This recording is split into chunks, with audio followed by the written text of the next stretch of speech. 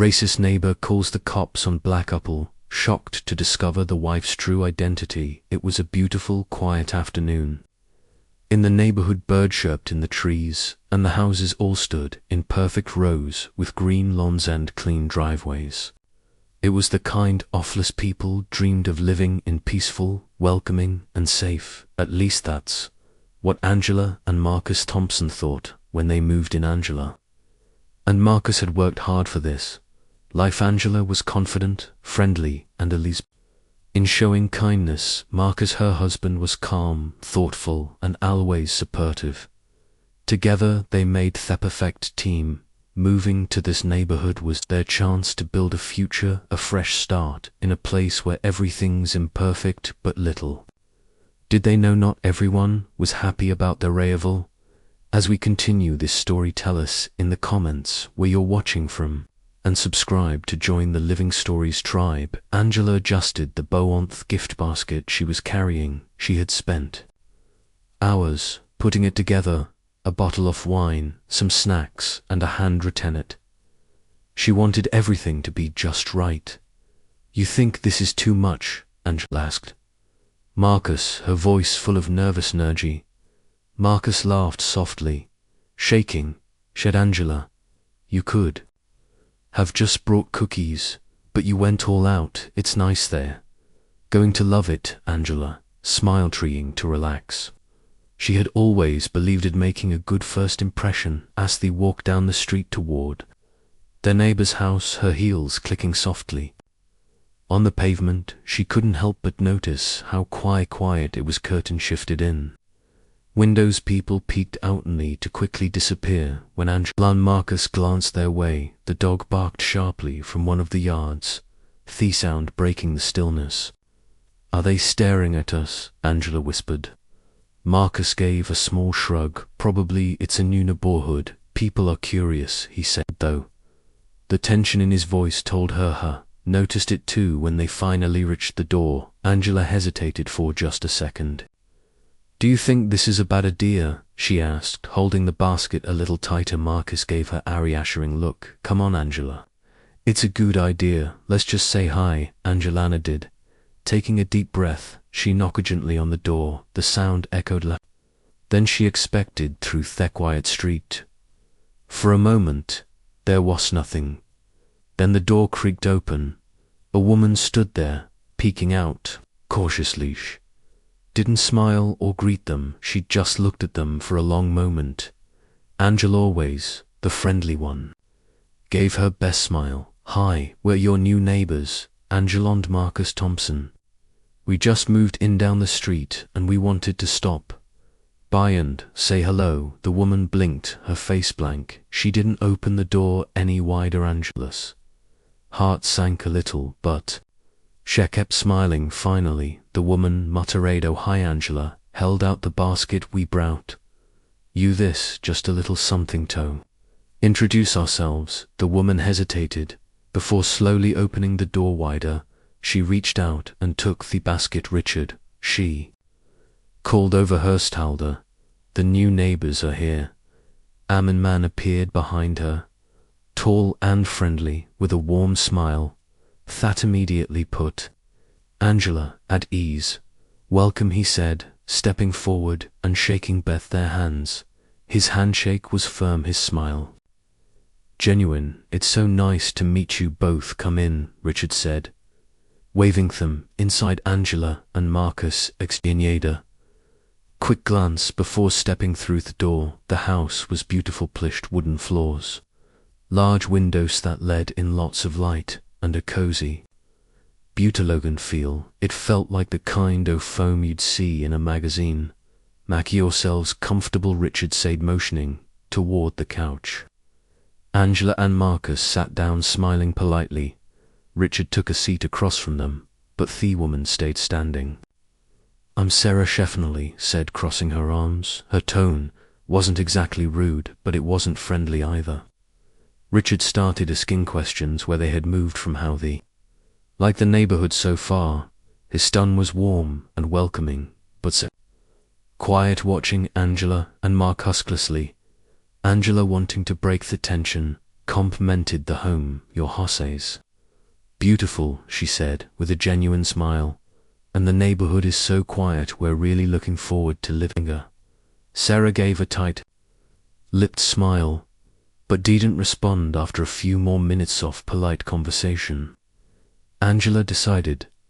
Tottery, something else, do you need any helping? The kitchen, she asked Sarah.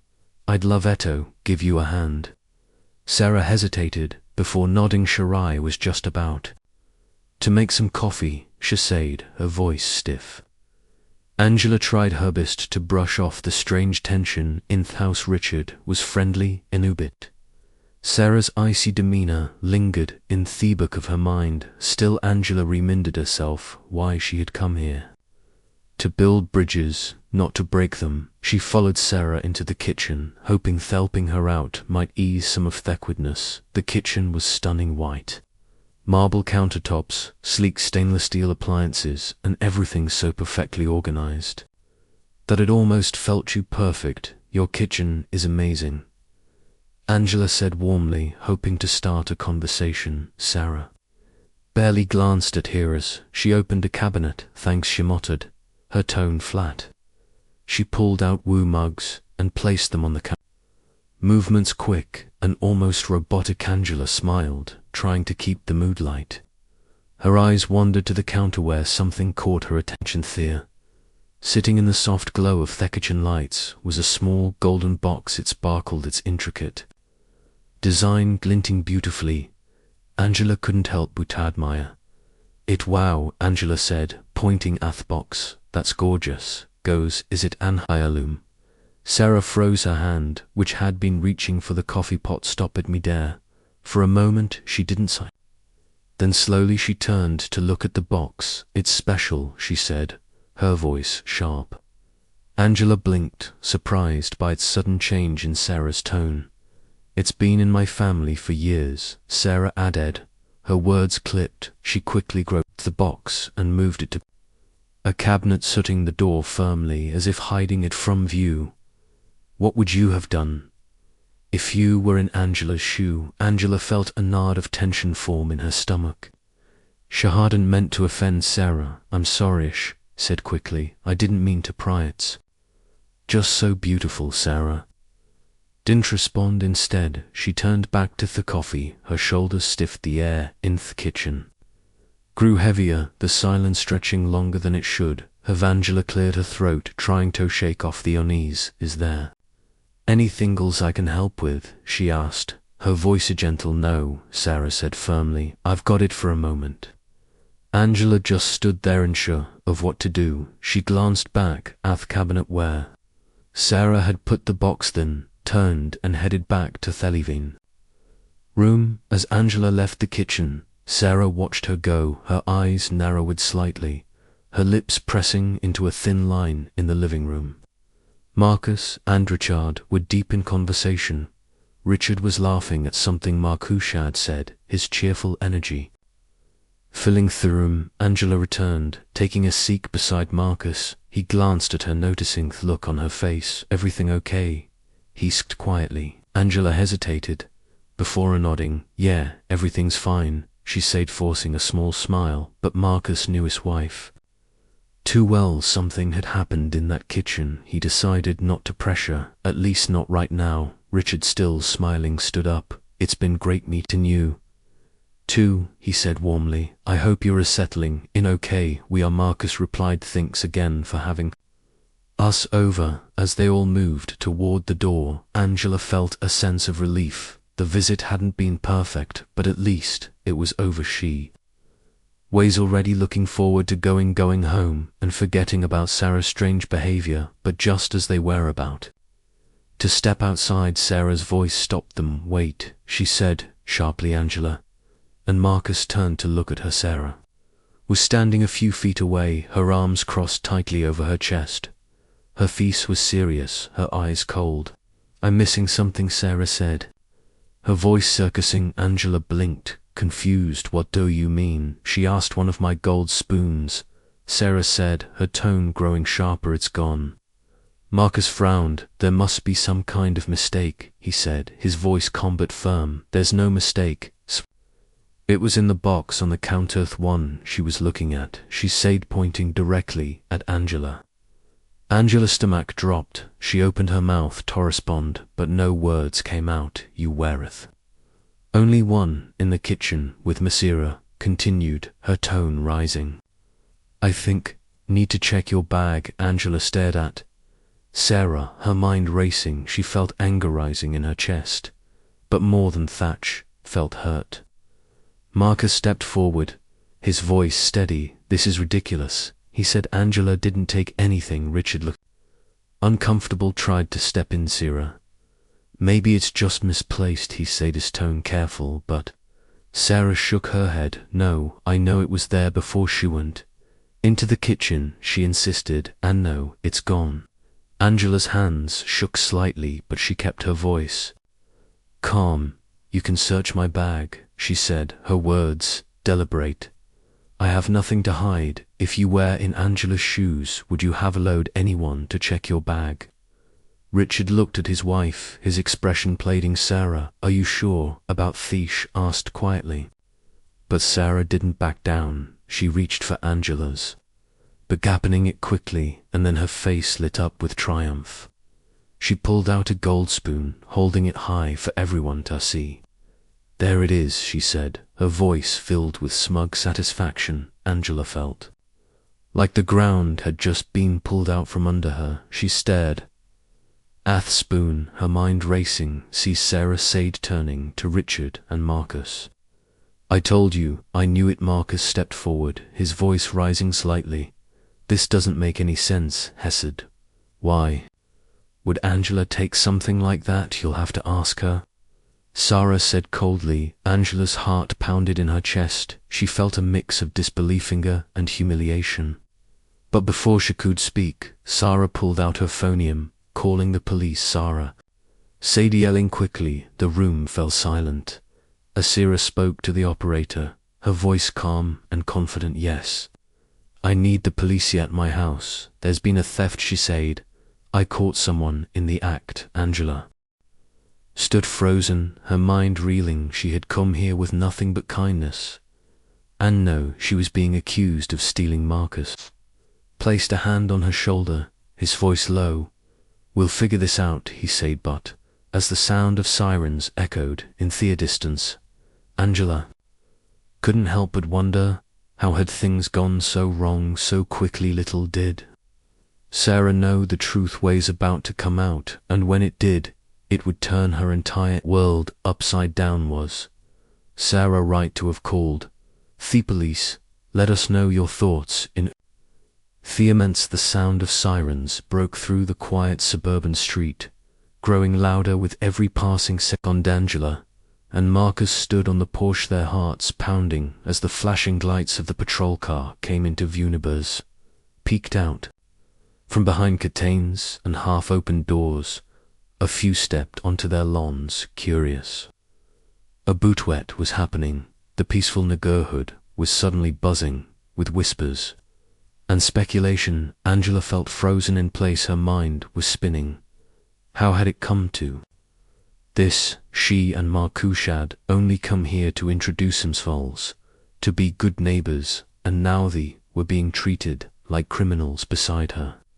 Marcus placed a protective hand on her shoulder, his jaw was tight, his calm demeanor cracking under the weight of the moment. Stay strong, he said quietly, his voice steady but firm. The police car came to a stop in front of the house, and two officers stepped out. One was tall and serious, his fuss unreadable, the other, slightly anger, seemed hesitant, as if he could already sense the tension in the air. Sarah stood on the porch, her arms crossed tightly, her face smug. She glanced at the officers, then at Angela, her eyes narrowing.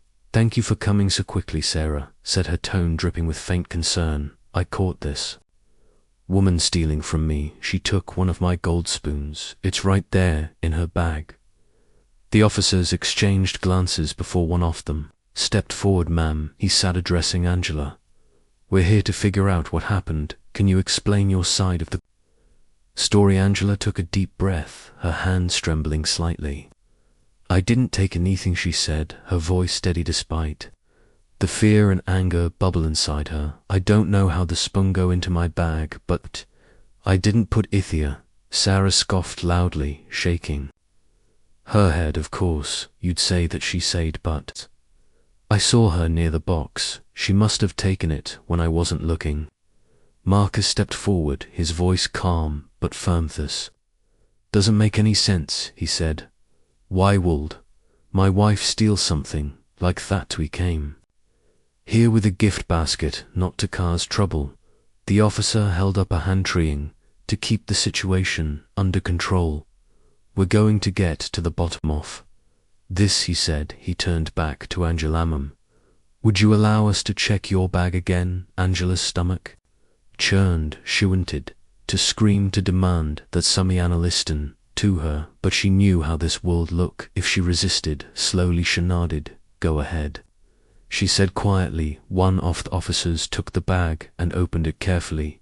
He pulled out the gold spoon, holding it up for everyone to see. Sarah let out a dramatic gasp, pointing toward Angela. There, I told you, she said, her voice triumphant. Angela felt her knees weaken. She couldn't believe this was happening. She looked at Marcus, her eyes pleading. I didn't take it, she whispered. Marcus stepped closer, his voice rising slightly. This is ridiculous, said, addressing the officers. My wife didn't steal anything. Someone must have put that spoon in her bag. The air was thick with tension as the lead officer held up the golden spoon he had just pulled from Angela's bag. All eyes were on her. Sarah's smug expression screamed victory, while Angela stood frozen, dispel etched across her face. I can't believe this is happening, Angela thought, her mind racing. The officer's voice cut through the silence like a blade. Ma'am, to have evidence here. You're in possession of stolen property, he said. I'm going to need you to come with us. Angela's breath caught in her throat. She opened her mouth to speak, but her words were drowned by the wave of humiliation washing over her. What she finally managed to say, her voice trembling. I didn't take it. This is a mistake, Bazidia. Marcus's hands baled into fists. He stepped forward, placing himself protectively between Angela and Theo. His voice was calm but firm. You can't be serious, he said. My wife is innocent. You can't arrest her without fully understanding what happened. But officer didn't back down. His tone was clipped, almost dismissive. Sir, the evidence is clear. The stolen item was found in her bag. That doesn't mean she put it there. Marcus snapped, his voice rising slightly. Why don't you dig deeper instead of jumping to conclusions? Theophassa hesitated, glancing at his partner, but Sarah, standing a few feet away, wasted no time adding fuel to their fire. Are you really going to let them question your authority? Sarah said, her voice dripping with faux concern. I told you what happened. I caught her and know she's lying to your face. Angela's jaw tightened. The insult stung, but more than that, it was the realization that these officers were buying into. Cyrus lives with Thathasation. This can't be happening. Angela thought, her chest tightening. There, not even asking the right questions. Are the officers right, tourist? Angela, subscribe if you want justice for Angela. One of the officers moved closer, his hand reaching for his handcuffs. Mom, he said, addressing Angela, please stand around and place your hands behind your back. The world seemed to tilt as Angela processed his words. Was this really happening? Was she, an innocent woman, about to be handcuffed like a common criminal based on nothing more than an assumption? Number, Angela said, her voice trembling but growing steadier with each word. This isn't right. You're making a mistake. But the officer didn't stop. His hand hovered over her wrist, and Angela knew she had to act fast. Taking a deep breath, Angela reached into her pocket. You're right about one thing, she said, her voice cutting through the freezing tension. There is a mistake here, but "It's not mine." With that, Angela pulled out a badge and held it up. Forever young to see the officer's froze. Sarah's smug smirk vanished, replaced by weed eyes and a face turning pale. Then a boys, watching from their yards, gasped audibly. "Some even stepping closer for a better look. I am Angela Thomsanch," said her voice calm but firm, "and I'm the new chief of police." The silence that followed was deafening. The leather-farcer's face drained of color, his outstretched hand retracting as if he touched a live wire. "Chief Thompson," the officer stammered, his voice barely above a whisper. Angela nodded, lowering the badge, but keeping her gaze locked on him. "That's correct. And now, I'd like to know you thought it was acceptable to move straight to an arrest without considering any other possibilities." The officer opened his mouth to respond, but quickly shut it again. Beside him, his partner looked equally flustered, avoiding Angela's piercing gaze. "You didn't even ask for more evidence," Angela continued, her voice rising slightly. "Is that standard procedure?" The lead officer cleared his throat, trying to regain some semblance of control. "No, ma'am," he said. "Finally, it's not then. Why is that what happened?" Hereditary Angela asked. The officers stood speechless, the weight of their mistake hanging heavy in the air. Angela didn't wait for an answer. She turned to Sarah, expression unreadable, but her eyes blazing. "If I'm guilty, as you claim," Angela said coldly, "then the security footage from your house will prove it." "Let and check the cameras," Sarah's confident wavered. She took a step back, her face growing pale. "That's not necessary," she said quickly. "I already told you what happened. You don't need to waste time with the cameras." "Oh, I think we do," Angela said, her voice sharp. She turned to the officer Slaton. "Go inside and review the footage." Officers exchanged glances before nodding yes. "Chief," the lead officer said quietly, motioning for Sarah to lead them inside. Inside the house, Sarah's panic grew with every step. Her heart pounded as they approached the security monitor. Hands trembled as she fumbled with the controls, trying to stall. "These cameras don't always work," said nervously, forcing a laugh. "Samutes.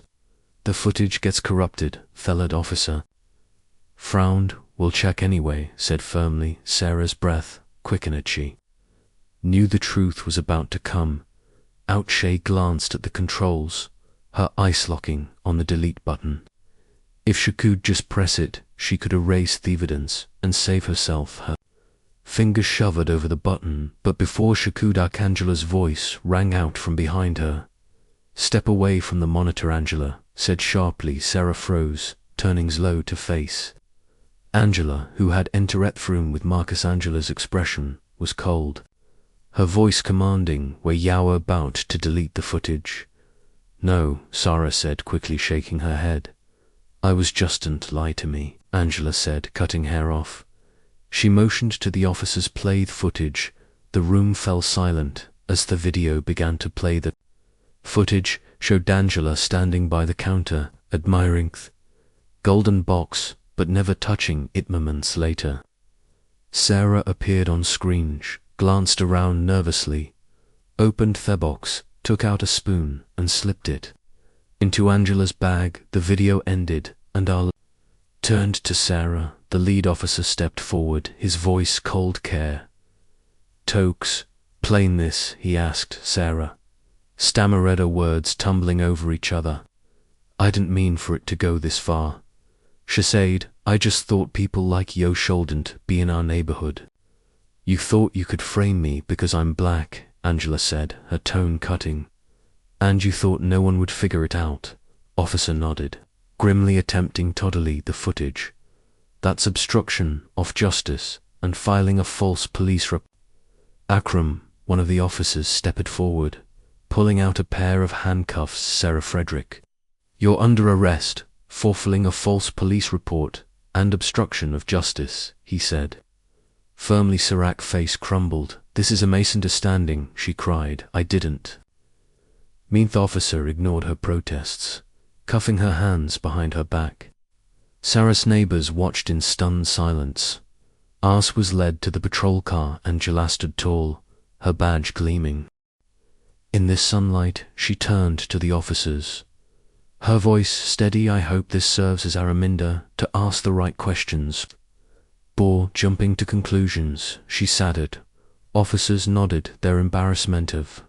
As Sarah was driven away, Angela turned to Marcus. He placed a hand on her back, his voice soft. You handled that like the leader you are, he said. Angela took a deep breath, her gaze, sweet, creeping over the gathered neighbors. This isn't over, she said quietly. This is just the beginning. Subscribe if you believe justice must always prevail. The street grew quiet again as the police car carring. Sarah disappeared around Thekina.